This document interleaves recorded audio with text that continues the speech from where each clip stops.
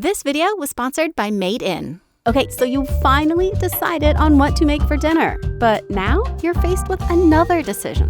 What pan to cook it in? Or maybe the recipe tells you what pan to use, but you don't have it. What do you sub in? We have put together a super simple guide to help you figure out which pan is the panacea for the very thing you are cooking. This is MinuteFood. In the grand scheme of things, which pan you use to cook a meal isn't that critical a decision. It's not like you're deciding whether to save a life or what to name your baby. So if you don't have a range of pans to pick from, or if you're particularly fond of one, just use it.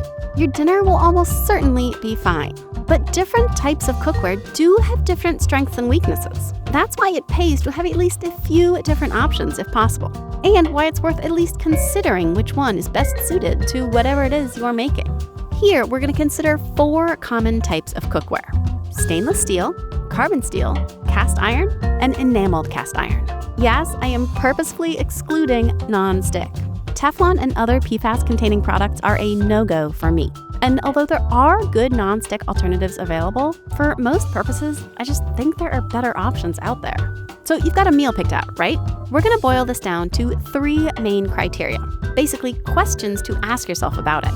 And in case you're wondering, yes, I am a big Sporkful fan, and I did channel Dan Pashman's fantastic pasta criteria here. Okay, so first, searability. How important is it to get a great sear on whatever it is that you're making? Searing is all about a pan's ability to hold on to a lot of heat, even when it's slapped with a big piece of cold food. And iron, which both carbon steel and cast iron pans are predominantly made of, is really good at heat retention. Cast iron pans, whether they're enameled or not, are particularly great because they are so massive. All that iron can store so much heat, creating this picture of complete perfection. Stainless steel's metal makeup makes it a good searer, but not a searing superstar. So if a nice brown crust is critical, standard or enameled cast iron are your best bets. Carbon steel is close behind, and stainless steel would be my last pick. Okay, so on to criteria number 2, stickability. How important is it that your food doesn't stick? Or that it does stick? Which sounds like a weird question, but stick with me, because sometimes a bit of sticking is desirable. Food sticks to a pan because when certain molecules are exposed to heat, they change shape, literally opening up opportunities to form bonds with the surface of the pan.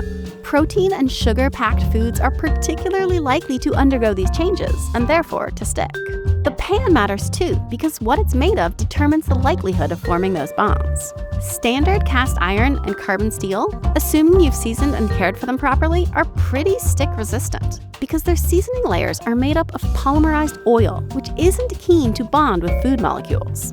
Stainless steel and enameled cast iron, on the other hand, tend to be more likely to stick. That's because their surfaces, steel in the case of stainless steel, and in the case of enameled cast iron, basically powdered glass fused to the surface, are much more susceptible to forming bonds with food molecules, which isn't actually always a bad thing. Bits of food that stick to the surface of the pan can be an absolutely magical ingredient, which you may have heard called fond. It is the basis for a really good pan sauce. So if you're not worried about your food sticking, or if you want to set up a really nice sauce, enameled cast iron and stainless steel are great choices. If you're dealing with delicate stuff, like eggs or fish or dumplings, and want to minimize the chances of sticking, standard cast iron and carbon steel are the better choice by far. Okay, time for our final criteria: unreactability. Yeah, there's probably a cleverer name for this one. Feel free to give me your ideas in the comments, but this is my video and I'm going with unreactability. How important is it that your pan is basically inert? This comes into play if you're going to be simmering something soupy or acidic, or God forbid, something acidic and soupy. Let's talk acid first. Acid is corrosive enough that it can break down the polymerized oil that forms the seasoning on your cast iron or carbon steel pan. What's more, acid can interact with the iron that makes up these pans. As a result, a little bit of iron can leach into whatever you're cooking and make it taste metallic. Water, too, can creep into tiny holes in the seasoning layers of even a properly seasoned cast iron or carbon steel pan, reach the bare iron underneath, and cause rust. I am not saying that a little water or a splash of citrus are going to cause problems for your cast iron or carbon steel pans. These two issues are more of, well, an issue the longer you're cooking something. We're talking a scale of hours, not minutes, and the less well-seasoned your pan is. But if you're simmering something wet or packed with acid, like citrus, tomatoes, wine, or vinegar, carbon steel and cast iron may not be the best choice. Neither stainless steel nor the glazed coating on enameled cast iron tend to react when it comes to water or acid. So when it comes to long simmered or acidic meals, these pans do just fine. You may notice that this outcome is the same split as our previous criteria, stickability, which, when you think about it, makes perfect sense. The way seasoned pans work, their iron reacts with superheated oil, creating a nice stick-resistant seasoning, is also what puts these pans at risk when it comes to chemical reactions involving water and acid. So at least in terms of the cookware we're talking about here, pans that are low in stickability are also low in unreactability, and vice versa. So those are the criteria. Simple, right? If you're panicking about your pan choice, just run through these questions and they can help guide you to a great cookware choice. And if you want a visual guide to this process, head over to our Patreon page where we have just that, because we depend on your support. And look, if this is all more than you want to deal with, my advice is to just use carbon steel as your default.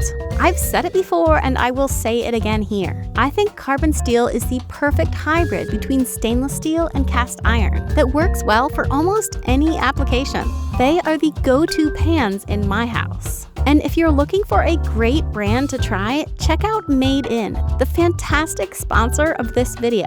Made In's carbon steel comes pre-seasoned, which I was initially skeptical about since I have always seasoned my carbon steel from scratch. But I've been using Made In's carbon steel pans for a while now, and they are great, especially for people who haven't tried carbon steel before. The pre-seasoning really helps additional seasoning layers stick, which I know is a super common frustration for new carbon steel users. These pans are made in Sweden by craftsmen and women that have been producing carbon steel pans since the 1800s, and the craftsmanship and quality really shows. You know I am picky about my cookware. I would never recommend to you pans that I don't use at home. So check out the carbon steel collection and Made In's other cookware. And make sure to use the link in the description to save on your order.